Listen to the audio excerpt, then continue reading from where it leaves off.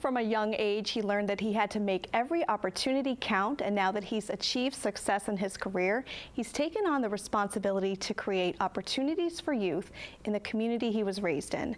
Quentin Gause is a linebacker for the Denver Broncos, but when he's home in Rochester, he spends his free time giving back and using his own story to inspire others. Thanks, Quentin, for coming on today. Thanks for having me on the show. So where does your story start? There was an incident in the 8th grade that kind of turned on a light bulb for you. Tell us about that. So in 8th grade, I was doing actually sports broadcasting in the morning news, and I don't know, something clicked in my head to get a head start on life. Just like go to the library and now, go look at. this is rare for an 8th grade boy. I know, right? When I tell this story, they're like, "How? Come on." Right.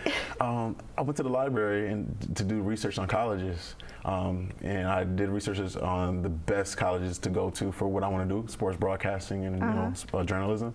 And I found the best ones like Northwestern, Syracuse, Rutgers, and stuff. And I ended up just doing that research, and I asked my dad about football camps and stuff. Like, what camps can I go to get a scholarship and stuff, or I can get an academic scholarship. So I had to work hard to achieve that, but it goes deeper. I ended up going to one of these camps out in Ohio. Went to one of those camps, did terribly. I don't know if you know about like the NFL Combine and all that. They test players and stuff. Hard work. Pretty much they did that with us in high school, and I did terrible. Went back home. My uncle, Quentin Gause, who works at World's Gym in Rochester, said to me, he said, "Q, you want to be great, right?" I was like, "Yes, I want to do whatever it takes." He said, "Okay, you're going to have to limit your time on the video game." So I was like, okay, I could do that. Limit time on the PS. It's a big sacrifice. PS3, yeah, because I love games. Academically, you're gonna have to work, twice as hard. You got to achieve a 4.0. You're gonna have to get up earlier than anybody else. So I got up at 5 o'clock in the morning, and I would go to the gym and get there at 5:30 and work out. Then go back home, take a shower, then get on the bus, and I would do that constantly, like 2 days a week, throughout my 4 years in high school. And then he said, you're going to have to be able to be a vocal leader and show that leadership as a man throughout your process. So all these things I brought with me to be able to, it helped develop me. And I stayed consistent with it all the time, because I knew that if somebody would pass me, so like somebody can easily pass me to get that scholarship or that academic scholarship, whatever it is. And I didn't want that to happen. So I had to grind every single day to achieve like that next level, to keep improving myself as a person. Didn't let anyone outwork you. Yeah, because there's tons of people outside of Rochester that are trying to achieve that. True. So I ended up receiving about like 6 scholarships to school, a full ride. Graduated from Bishop Kearney. Okay. Ended up with a 3.5 GPA in high school. Excellent. Kid who people said I had a learning disability. I had an IEP. Right from kindergarten. Right from kindergarten. So I had to carry that all the way to college, but that helped me, because from being in the smaller classrooms, when you have an IEP, kids are like, oh, you know what, I don't think I can do it. Like, why am I here? Why am I in school? Just put me in trade school. Now, trade school is cool for some people, but I didn't want to do that. I wanted to show them that I can be able to like get that grade, So I ended up finishing that 3.5, went to college. Now, college was up and down because— You did choose Rutgers. Rutgers, yep, Rutgers University. And it was up and down because now for football, you getting up at like 5:30 in the morning again, and then you got to do your schoolwork. So you're going, you get up at 5:30, you eat, then you meet, then you go to practice, then you have lunch, then you go to classes, and then after classes, pretty much you have study hall, 10 hours of study hall as a freshman. Then you pretty much go to bed at 10 to 11 at night, and then you have to wake up at 5 again. So it got kind of hectic for me, but I finally, put 2 and 2 together, got on a good roll with things, ended up getting a 4.0 twice in college. And how do you think you were able to balance all of that during college? Focusing, again, knowing that somebody's going to pass me, not being average. And one thing I always do is I write down my goals and I have them on my phone. I write them and put them on my wall, because without those goals and understanding what I have to achieve, that if you don't know what you got to do, then you're going to be lost. Kind of like a vision board. Exactly. Okay. So if you have that vision board, that's going to help you, help guide you, and then keeping God first in everything you do. Absolutely. And so after Rutgers, the draft, what happened there? So the draft. So I had a draft party and everything at the house, at my house here in Rochester, and I ended up getting picked up by the Philadelphia Eagles. Now I was a free agent, so I chose them. So when you're a free agent, you have a chance to choose what team you want to go to. Okay. The Eagles needed linebackers, so I was like, okay, I'm gonna choose the Eagles because during the draft, teams called me like, hey, we're gonna pick you up in the third round, fourth round, fifth round, and nothing happened. Okay. So I'm like, okay, I gotta just gotta roll with the punches.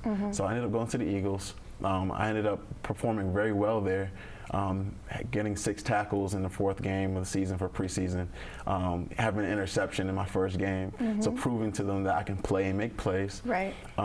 Ended up getting cut, and that was kind of tough because like at that point it's like, man, like I worked really, you play football I played football since I was 8, and when you play football for that long, it's pretty tough to just let it go. Right.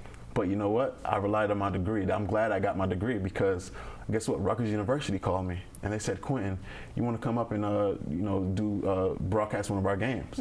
Cool. Yeah. And we'll pay you whatever. So that was the opportunity that I took. But I ended up a week later getting picked up by the Patriots. Okay. And then after that, ended up getting picked up. The Patriots, I was there for 4 weeks. And then after that, I got fired because Brady came back, and then they needed a lineman. So you can't control that. So you've been bounced around. Finally, you end up in Denver. End up in Denver. So that story is crazy because when I got cut from the Pats, I ended up being gone for 2 weeks. So I had no job for 2 weeks. Another opportunity again with Rutgers. Sports broadcasting again. So my degree, how important that is, So I ended up getting a tryout with the Broncos, and the Broncos basically ended up shaking my hand at the end of the workout and saying, hey, you're on the team. It took me 7 weeks to get on the 53-man roster. Now how I got there is because I outworked everybody on that field. I ran past guys on practice squad, who were on like kickoff or on offense and stuff. I would make plays, and when you make plays and you show them that you can contribute to the team, they're going to put you on the roster. So. Some players are like, Quinn, why are you going so hard? What's wrong? Like, why are you doing that for? Slow down. I'm like, until I'm getting your check, until I'm getting paid, I'm still gonna keep going hard after that. And I love that you told this story at the Mayor's Distinguished Gentleman event where you were engaging with youth. And in fact, in all of your free time, you come back to Rochester, host an event to do just that, to engage with the youth. What's planned for this summer? So this summer, I'm having a football camp on July 21st, which is Friday, and it's called the Quentin Gause Rock the Night Free Football Camp. Okay. And it's free. It's for kids ages 8 through 13 for youth, and then from 14 to 18 for high schoolers. Okay. We're gonna have tons of vendors and stuff there. You're gonna have some blow up slides and stuff for the kids. All the fun stuff. Yeah, so you can bring your 3-year-olds and stuff too. Okay, family friendly. Yes. Okay. Music and all that, and it's gonna be a great time. And I just wanted to be able to bring something back, to the Rock. I know Roland did the same thing. He had like a week-long camp when I was younger, when I went to his camps. Oh, sure. Yeah, so, Champion Academy. Yeah. Okay. So it's cool to be able to try to, from him help, showing me that as a young kid. I want to do the same thing and be able to contribute back to Rochester. And this is like my little niche. My platform I have right now, I'm able to give back and help help change somebody's life for them to do the same thing and come back and help their own town. What are some of the things that the young men and the young ladies ask you when they meet you? They ask me, what team do I play for, and stuff like that. But sometimes, they ask me like, how did you get to where you are today? And I just let them know I'm authentic with it. I just say, hey, I went through a grind. Like, it's not easy. Sometimes in life you're gonna have obstacles, and it's not gonna be easy. But once you fight to jump over those hurdles and you keep strong, you stay faithful, and you keep that mindset of that hunger, that grind, you're gonna be fine. Sure. Why is this so important for you to give back in this way? You're very busy, but yet you make this time. It's important.